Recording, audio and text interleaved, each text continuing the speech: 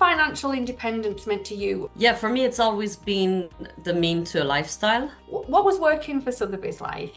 Very exciting world.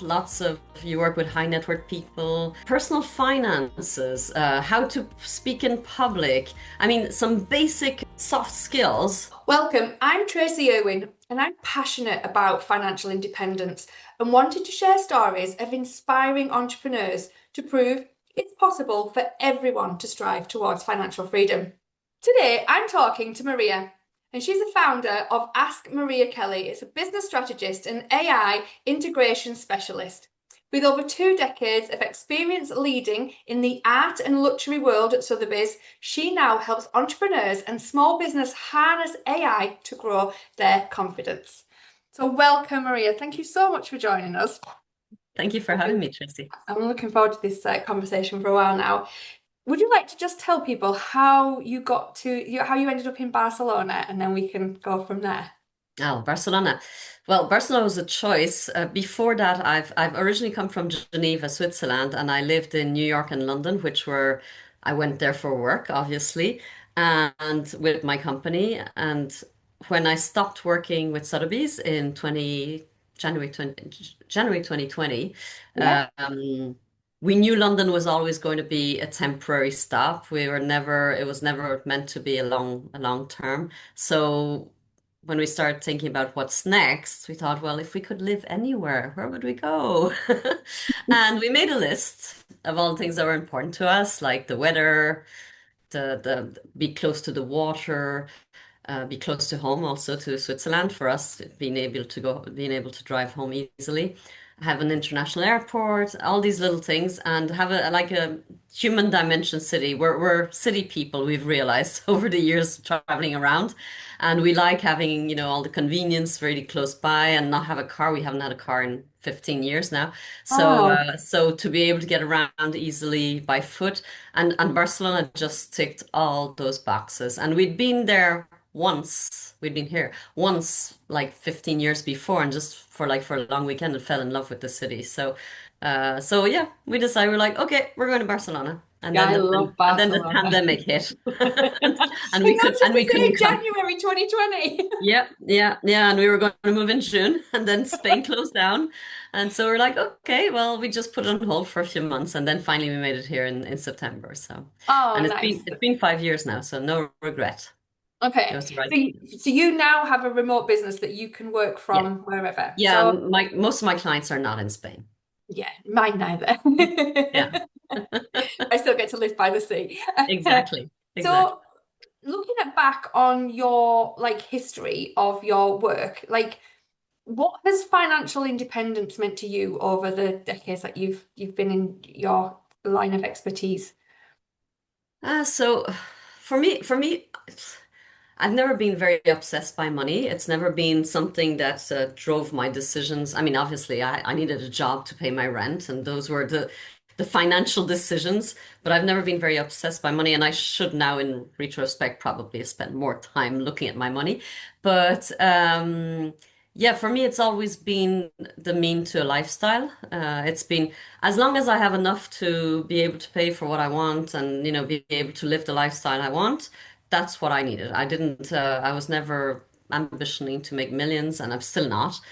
For me, my business again is about having enough to live the life we want to live, and that's financial freedom for me. It's not have to worry, not have to count. And I've been very, very lucky, and I'm grateful that I've never had found myself in a situation. No, it's not true. I have found myself in a situation where I had to count my pennies when I was very young at the beginning in my 20s, but um, but I've never been in a situation where I've had to really make the decisions on basic needs or things like that. I've always been quite comfortable, and I really appreciate and realize how fortunate I am in that sense. Yeah, it's nice, isn't it? I think for me, financial independence is about choices. It isn't Yeah. about craving the next millions. Like Yeah. I have lots of different clients who have different. I've learned everyone has different priorities.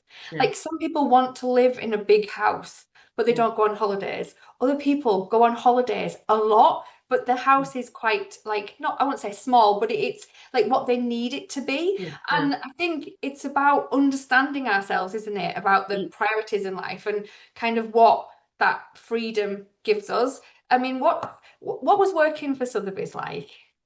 Oh, that was amazing. It was crazy and amazing, but yeah, fantastic. I mean, talk about money. It's like millions and millions being thrown around all day long, and lots of very valuable art and diamonds and and whatnot. And yeah, no, very exciting world. Lots of you work with high net worth people and very interesting specialists in all different categories of art and things like this. And I got to travel a lot around the world in very nice conditions, obviously. And so yeah, no, it was really great. I stayed 22 years. I mean, there was clearly something that interesting happening there. But no, I learned a lot, and I started at the bottom. I walked in, I knew nothing about art or the auction world, and I started as an administrator. And when I left, I was overseeing the global luxury division for Sotheby's. So I was able to, climb the career ladder, as you say. Nice. When you're working with high worth individuals, do you find that they have similar outlooks of like what they look for in their financial independence? Is there something like this? Are they all different, or do they all Uh-huh. seem to have the same kind of outlook on life? What do they seem to want? No, I think they're very different. And it's interesting because you have some people who have a lot of money and will spend millions on a piece of art or something, and then they will be nagging on the little $500 they have to pay for the shipping. And you're like, really? You just spend millions and millions, and you're like, can I?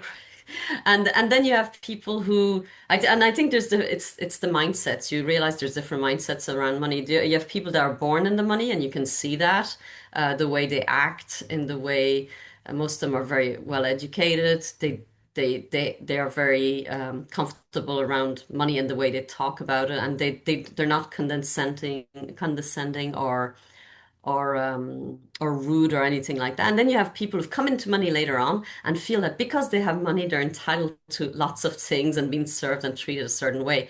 And it really shows you how money can affect people's behaviors, depending if they've learned how to live with it or not. And Yeah, so that was quite interesting to see that up close, because some people who you would have thought would be very full of themselves and snobby and all were actually adorable, really nice. I've seen princes and people like that who were like really, really nice people. Generally, you would have had a chat with them in the supermarket without a problem. And then people who like just had a little money, not that much even compared to these people, that acted as if, like everything was owed to them. And so yeah, it is. Money does have an effect on people's I behaviors, definitely. think. But thinking about money mindset, quite a lot of times when I'm working with people, some people say they're scared that it's going to change them. But I Mm, don't think it changes people. I think it just intensifies personalities maybe, that they yeah. Yeah, probably already had. Like yeah, you you're can right. see when people have been born into money, they're generally like if they're a nice person, they're still a nice person. It doesn't matter Yeah, how many billions and millions of pounds they yeah, have. yeah, But actually, and when we were talking, I was talking on another podcast to a gentleman, and we were talking about money mindset and about like you've got to give it to receive it, and like yeah. how we manifest it in ways in which we are. And he actually asked me the question. He was like, "So why is there like horrible people with lots of money?" And I'm like, "Yeah, but Yeah. it doesn't buy you happiness." No. Like those people probably aren't particularly fulfilled in their life Mm, anyway. mm, So mm. it's kind of like understanding that everyone, if you're a nice person, having money, a lot of money will not change who you are. And I Mm. think you've just proved that by telling me that, there's princes that because I've Yeah. never met a prince, Maria. Yeah, no, no. I mean, and it's that's the thing. It's like I've seen. Well, I had an example actually of one where it was somebody working for a royal family that came into our office, and to pick up something for their boss, obviously, and suddenly I'm in my office at the time. I was managing the Swiss business, and Suddenly I hear someone screaming, and I'm like, what the hell's going on? So I walk out of my office, go into the client room, and there's this guy who's yelling with a fur coat, and it wasn't even winter, with a big fur coat, and he was a tiny guy. He wasn't. I mean, he made me think of Danny DeVito a bit. I was like a really weird guy, weird looking guy, and he's yelling at one of my colleagues. And I walk in, I said, "What's going on?" And he says, "This idiot! She doesn't want to give this to me." And she looks at me and she says, "He doesn't have the procuration. He doesn't have the paperwork. I can't release these to them." So he was picking up some jewelry for his boss. And so I said, "I'm sorry, sir. We need some." He said, you don't know who I am. You don't know who I am. I said, "No, exactly. That's the problem. We don't know who you are." And I'm sure you understand that. I'm sure your boss would appreciate that we don't give it out to the first person who shows up and tells us. And he was like, "But I'm going to call them now." I said, "Listen, it's not good enough. We need something in writing to release the. If they can send it through, fax it through on the paperhead of the family, blah, blah, it'll be fine. Or if I can speak to him directly." And he's like, "Oh no." So he continues making a whole scene. And I was like, so I tell the girl, I said, "You bring that back." He goes to grab the jewelry. I was like, I had to get in the middle. I was like, "Excuse me." I was like, "No, no, no." I said, "You leave now." And he walked out storming. And our office was in the middle of a five-star hotel. So he walked out through the whole hotel screaming and doing a whole scandal about Oh, how he'd been treated. And the guys from the hotel walked in. They were like, "Are you okay? We heard screaming." And we're like, "Yeah, yeah." He was like, "Don't worry." He was an asshole with us too at yeah. the cars and everything. Like the guy treated everybody like shit. And so I called his boss because I knew the family. And I called and I said, "Listen, I'm sorry, but this has just happened, and I'm really sorry we couldn't release the prompt." But also, he was very abusive and all that. And they were so sorry. They apologized. They said, "We're going to take care of it." And then the prince himself came in to pick up the stuff and he wanted to apologize to the young lady he just screamed at. Are you working harder than ever, but feeling like you're getting nowhere? You're not alone. Most business owners I speak to feel trapped in their own success, working 60 hours plus a week, missing family time, and honestly, they're not even sure why they feel so stuck. They just know something needs to change. If this sounds familiar, I've created a quick quiz to help you find out why you feel stuck in your business. It takes only 2 minutes, and I give you clarity on exactly what's keeping you trapped, and more importantly, how to break free. The link's in the description, so why not take it now? Interesting. Wow. I was Yeah. like, that's people with education, and like they didn't think they were above it. They could have said, "No, why didn't you do it?" I mean, Yeah. and so yeah, it shows you that money's just It's class, isn't it? That's yeah. like leadership. Yeah. So it's proper leadership I'm in not the sure that guy still worked there after that. I was But just about anyway, to say, I wonder how long it lasted. I did not ask. I was like, So you've taken a huge turn in your career then, because like now you work with AI, and how do you help businesses to to gain confidence in what is probably the most exciting and daunting time in our lives that's going to happen? yeah. Yeah, I think that's exactly the reason why I've started. So I work with corporates, but I also work with smaller businesses to help them, and I enjoy that much more than don't tell the corporates. But I find more agile, they're more agile, it's more Yeah, fun to more work with agile. small businesses, and you can make an impact much quicker and really help them, and they're much more enthusiastic into actually doing things and changing. So I found that apology. I found that I enjoy much more working with small businesses. So I did a bit more of that last year. And I realized, speaking to a lot of them, that lots of them weren't using AI at all. And for me, that was like, I've been using it for now, almost 3 years. And I think as a solopreneur, as a small business owner, as an entrepreneur, you should be using AI for the simple fact that it's free, lots of it, or very cheap. It can really have an impact. I mean, it can really save you time, and time is money for us, entrepreneurs. And it's like the stuff I used to spend hours doing, and it saves me hours and hours. I mean, every month it saves me 160 hours easy. And Yes. so I realized working with them that they weren't using it, and I started telling them like, well, you could do this and you could. Then I was like, wait a second. Wait a second. I'm going to go off and learn how to do this right. So I went off and got a AI trainer certificate. I got certified. And now I'm like, okay, so now I can help you with your business and not just the strategy, the leadership, the people, but also the AI integration. And I'm not tech, so I don't do it all the tech AI side of it. I'm not going to come and install AI into your business. What I'm going to do is I'm going to help you figure out where you can start, with AI, how you can bring it into your business where it's needed, and then also train the people on how to use it.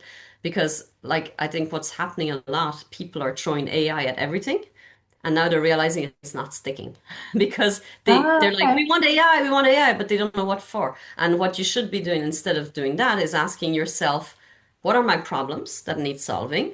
And then can AI solve them? And it's not always yes. So that's the problem. People have been doing it upside down. And so now, like we're 2 years, 3 years in that people have been talking about this, and lots of companies are starting to say, well, where's my return on investment? We invested millions, we put AI everywhere, nobody's using it. And you're like, well, because you did it the wrong way around. Yep. Yeah, I think and especially corporates, that must be really Yeah, difficult to yeah, implement a tool because even as a business owner that I used to employ 15 people, yeah. and the hardest thing was if I found a tool that would save time or would improve systems and things, getting people to Buy come in. on board was buying was the hardest thing Really hard. possible. Yeah, And yeah, I found it really useful is if I used to plant seeds of problems and then yeah, get them to come back with the solution because yeah, yeah, you would have so much more buy-in if it was their idea in the yeah, first yeah, yeah, place. And it was like as soon as it came, I'm like, yep, that's what we'll use. You yeah, yeah. yeah, Oh, you're so definitely. smart. I never thought that. You were so clever. Yeah, Because it was the only way to get it's so yeah, hard. So I can imagine the anxiety of AI thinking this is going to take my job, which a lot of mm, people will yeah, feel like that, even though it's not. yeah, But a lot of people will feel like that they just wouldn't want to use it because yeah. they'd be quite so getting that buy-in for big corporates is huge. Whereas I think with small business owners, like you said before, time is money. Like Mm, for yeah, me, I help people get more time out of their business than I do genuinely profit mm, because once you get the time, the profit comes, but yeah. it doesn't work the other way around. It's No, kind of exactly. like, Yeah. so I can imagine. I mean, so like for small business owners, like what's the process that they should be looking at to see what to, because there is so, I think overload is a It's lot of it as overwhelming. well. Yeah, yeah, There's so many tools they could yeah, use. They don't know which one to do. So yeah. like what's the best way for them to think about what to get that first bit of time back and to implement something that's like not or it's not going to overload them? Yeah, I think it's starting small, thinking about one task that I, what AI should be doing is helping you with the tasks that are repetitive or that you don't like doing or that are boring. So I would make a list of all the things that really I think I have to do this every time. Every time I speak to a client, this is one thing I have to do. And make a list of all these things and then afterwards think about, okay, could an AI tool help me with this? So as an example, the way I discovered AI was a note taker, was an Yeah, AI note me taker. too. That's the first thing I discovered I too. was on a call with somebody and I was like, what's that? And they were like, oh, so they started explaining it takes notes and all. And then afterwards you have the notes and you can use, and I was like, whoa. And so I went on straight away after that call, looked at it, and it was free as well. So lots of these AI tools, you can test them for free up to a certain point. So it doesn't mean that you're signing your life away. You can go in, try a tool, see if it works for you, and then if it doesn't, well, you've invested a little bit of time. But also, even if you have to pay for it, most of these tools, you can pay them monthly. So you can take a month's thing, try it for a month, and then cancel it if you don't like it. Yeah, And that's the beauty. And by the way, I would advise anybody who's taking any AI tools to only take them by month yeah. because it changes so quickly. Don't sign up for a year because in 2 months there will be something better on the market that you will be like, oh no, I just signed up for a year with the other one. So anyway, so yeah, so for me the note taker was game changing because I was doing lots of coaching at the time, lots of one-on-one coaching with executives, and I would spend times before my call making notes on the previous call. After the call, I would type up all the notes I'd written down during the call, and then I'd email it to the client. And that would take me easily an hour every single time. And with the note taker, now what happens? First of all, I can fully focus on my client and be Yeah. present with them. I'm not like, yeah, yeah, yeah. I'm actually there and I can be in the conversation and we can actually get more done. And then the notes come out. I just go through them. I just check that there's nothing wrong, nothing weird that's come up. And then I create dashboards for my client. I just save it onto their dashboard. They can see the recording, they can see the summary, they can see the transcript if they want. And then, we have the next steps and Oh, what's yeah. happening next week. And it's all there and it takes 5 minutes. And then the other thing for me is then that I can take all my clients' transcripts or calls or my sales calls, any calls you have with potential clients, you can then go and analyze these calls. So you can analyze them for yourself. Like how did I perform on my sales call? What could I have done better? That didn't go well. What could I have done differently? So for to improve yourself, but also to, try and pick up on hints of okay, this client was saying this, I could have gone there. So there's a lot of things you can do, but that was the first thing that was like, I was like, oh, this is Yeah. interesting. Isn't it? I do um I every week I give back 1 hour of my time to coach a startup business that most of the time this a disability thing. So I gave my time to that and I give 1 hour. I took every single person that came, but I do 1 hour every single week. And I use the transcripts of those because I can be fully present. Afterwards, I do send them there, exactly what you do, but I also put it into Claude and say, did I talk about anything in here? Did that person ask any questions that the rest of my audience would like to know the answer? Yeah, And we create content there you are. Yeah, from actually what I've already said, yeah, and it stops me having to think because, like you said, you can be fully present. Because I yeah, think as coaches, that's what our goal is, isn't it? To be fully present with that person. And when you're trying to take notes and things and think about, oh, I could use that or that they've asked, yeah, and yeah, what questions did they ask? Yeah, it's so much yeah, more helpful to be able to do that as well. So, but yeah. yes. Your business is successful, so why do you feel so miserable? Here's the thing, success doesn't always automatically equal freedom. I see profitable business owners every day who can't take a holiday, who can't switch off, and they feel completely overwhelmed by their own achievements. Sound familiar? Well, I've created a simple quiz that pinpoints exactly why you feel stuck in your business. It will give you the clarity you need to move from being trapped to being free. Why don't you take the quiz now? The link's in the description below. So yeah, so note taker might be a good place to start if you're somebody who has often calls with clients. And yeah, start Nice. small, try one. For me, it's about experimenting. One thing I did when I started with AI, I put a post-it on my screen Yep. that said, "Can AI do this?" So anytime I wanted to do anything, I was like, can AI do this? And 99% of the time it could. So you start experimenting. You're like, oh, can I do this with AI? Can I do it? Oh, actually, I can, and I can do this. And it's like, oh wow. And then there's things you're like, yeah, I don't like what the result. That doesn't work for me, or I prefer to do it myself. And then, if you like doing things yourself, don't give it to AI. It's like no obligation, right? Give the stuff you don't like doing to AI if you can. I love that. I love that tip about only doing monthly because they do monthly and they always put like Yeah. it's a whole pricing thing, isn't it? You save Yeah. money when you do things annually, but Yeah. you're right. Things are changing so often Yeah. that In AI, it's it's not worth it. Yeah. yeah, it isn't worth it. I have a list, by the way, of all my softwares that I use with the dates of when they're renewing so Yeah. that I can go through it every month and say, have I used this? Have I used that? Have I used the other? And then the stuff I haven't used for a couple of months, I just take off my list Yeah. because it's obviously something else has come in its place. Yeah. Yeah. Yeah. And there's new tools Um, coming out. You're like, oh, I need to try this. And then you forget to cancel the other one. And then it's billed another month and you're like, ah. so when you were growing your business, Yeah. after working for a big, huge corporate, like how did the transaction action feel? Because it's very different from being part of a huge Yeah. company to being on your own. How did that feel, and how was your mindset in that process? How did you go? So, well, it happened that during COVID. So there was already COVID that sort of came in when we moved in the middle of COVID. I started my business in so we moved to 2020. Yeah, I started my business in 2021, and I think I'd overestimated. I thought it would be easy. I don't know why. I came in thinking this is going to We be all easy. do.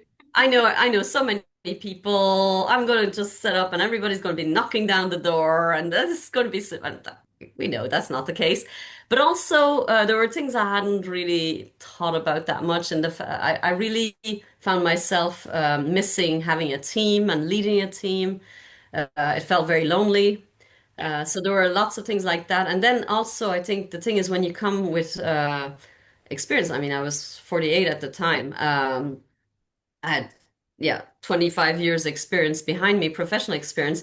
I'd done lots of things. And so I'm starting my business and I'm like, I can do this, I can do that, I can do this. And so you're like wanting to do all these things and then you can't decide what to do. And but at the same time, you don't want to restrict yourself. It's like, what if somebody wants this and I can do it, but they don't know because I haven't said it. And then you can't figure out how to market yourself and you don't know how to do your offer. And so at one point I hit a brick wall and I went and got a coach to help me. And that's really, and he was like, okay, you need to stop. Like, you need one offer. Let's get that on track and get you Yeah. on track and all. And he had a community as well. So that really helped me. And I stayed with them for 3 years. So I thought that was really, I mean, the community that he had a whole program. I think I really needed, I think I was missing the structure of the corporate world somewhere. And that Yeah. gave me a bit of the structure where suddenly I was on my own and I was like, okay, what do I do now? And and to be honest, I'm still not. I don't feel like I'm. I think I still would benefit from more structure that's been imposed on me rather than me imposing it on myself, because I think I've gotten so used to it. So I still struggle sometimes to if I don't have like really tight deadlines or what, my time can extend into doing things they don't, like the Canva rabbit hole or other things like that. Yeah, I get AI rabbit holes all the Yeah, time. yeah, And I think exactly. the thing is, when we're our own boss, it's like, yay, we're our own boss. But it's like, Yeah. oh no, like we have nobody telling us what to Yeah. do. No Because one kicking our ass like you have to stop this. discipline is really, really Yeah, important, isn't yeah, it? Much more. So yeah, I've lived through it. Because like I'm back to where I was like in 2000, started my business in 2002, like from my home, and then I grew it. I created an accountancy. I moved to Spain, and even though I didn't wasn't in the office, I still had the camaraderie of the team. yeah, And then when I sold it in 2024, it was like, oh wow, I'm back to being myself again. And after having a business for 23 years, by the way, it was still hard the second time. yeah, It was different hard. yeah, So yeah, like I grew a business back in 2002 just through networking. Whereas mm. now there is so much noise out Yeah, there. it's It's a changed. Yeah, totally different game now. yeah, And yeah, it's been a learning curve for me. And as I say, I ran a business for 23 years. So yeah, starting fresh is something different, has been a challenge in some ways, but amazing in others. So mm, because of AI a lot of the time, yeah. like you said about saving the time it saves me to do Oh, yeah, things yeah, yeah, is phenomenal. yeah, So, yeah. but yeah. So if you could go back in time and give yourself one piece of advice, because you did I mentioned I clocked it at the very beginning. You said maybe I should have looked at my numbers a bit more. Yeah. So if you could give yourself a bit of advice, if you could turn back time, what would it be? Oh, definitely on the money side. Yeah. Yeah. So I didn't pay much attention to investments, shares, and things like that, which I had through my company, right? And yeah, so I knew I had that, and I didn't need to do much because the company was taking care of it and all. But then when I left the company, it all went into a bank account, and I was like, okay, well, it's there. I'll look at it when I have a minute. I didn't. It basically stayed there and did nothing for me for 4 years. Oh And then no. at one point I was like, okay, I need to kick myself. Yeah, I can't remember. Might have read a book, listened to a podcast or something. And I was like, actually, I do actually have all that money sitting out there. I need to do something with it. And I started looking into what I could do. And then suddenly I realized that, oh shit, I could have been making all that money just by moving that from there to there. Okay, so that was a kick in, and so I realized that by not paying attention to my finances because I didn't feel like I was like, I don't need to. I have money. That's all I need, because I don't really care about it. That's the thing. I've Yes. never been interested in it. Yeah. So for me, it was like as long as I have some to pay my bills, I don't really care. And so because of that, I could have actually if I if I'd done it right, I could have had much more money now to not to not have to worry of my retirement or anything like that. So yeah, my Yeah, bad. I'm the same, by the way. So I was brought up in a family that didn't have money. Yeah, So my mum had a scarcity mindset, and many people would think that I would have adopted that too, but I didn't. So as a single parent of this 8-year-old, once I started to grow my business and it started to become profitable, I was like, well, hey, I'm going to live my life. yeah, I never thought about money until I was in my like my early 40s, late 30s, early 40s. And I'm like, oh, if I'd have been as sensible in my early 20s as yeah, what I am mhm, now, I just think now and again, I don't regret anything because yeah, I still enjoy spending money on experiences, by the way. yeah. I'm not like, that's what matters to me, for me and my family. And me and my daughter did have a lovely time in those years, but because of that, yeah, my retirement is a little bit more uncertain than what it would have been. I'd have started investing in my 20s. Yeah, yeah, yeah, yeah. Yeah, but that's again, I think that's really a problem with the educational system. It I is. mean, I wouldn't know where to start of how broken it is right now because it's not teaching. It didn't teach us the skills we needed growing up for the world we were going into. It's definitely not teaching the kids now the skills they need No. for the future. But I mean, like personal finances, how to speak in public. I mean, some basic, soft skills are not Yes. taught to are things that we should learn in school because then our nutrition, all these things that are good for you, that are important for you for the future, they're not taught to you in school. And maybe now they're going to start doing it, but it wasn't in my days, and It wasn't definitely. in ours. It wasn't in It's our days like, at why all. not? I mean, that's so important. That's going to assure your future. Not knowing algebra or, I mean, I'm not saying that's not important, but you know, there are things that are going to have a bigger impact on your life direct impact Yes. than, knowing how to do geometry, right? Unless you're going to be a designer. Well, So, that's it. I loved maths at school, right? So yeah, like I still love maths now and I loved it then.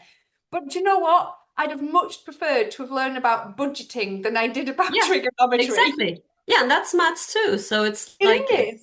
just, yeah, It's like yeah, budgeting for any whatever money personality people yeah, have, whether they're savers, whether they're avoiders, or whether they're spenders, budgeting helps with every person. yeah. And we're just not taught it. We don't understand the value of money at all. I mean, it's hard because I hardly ever carry cash around with me, but I'm trying to make it so that my grandchildren understand the value of actual cash because they Mhm. just don't see it anymore. Yeah. They become Yeah, you don't see it, so it's entitled because abstract. Yeah.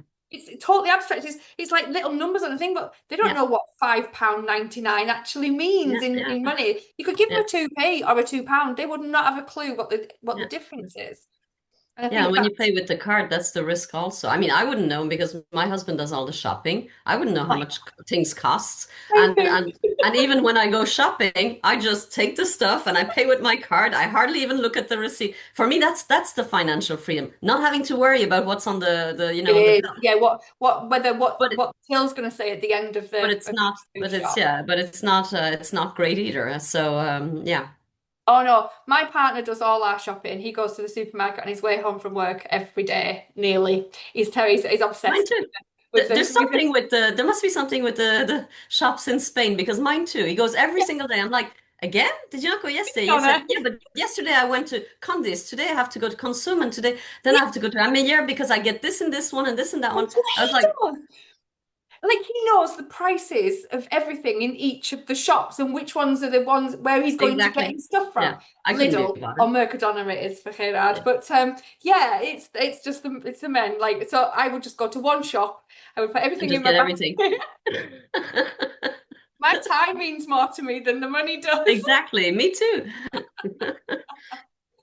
Oh, Sorry. so I think on that point, I think that's a really good place to finish. I just want you to say to everybody how they can get in contact with you, please, if they'd like to know more about how you help businesses with AI, just because it's so important right now.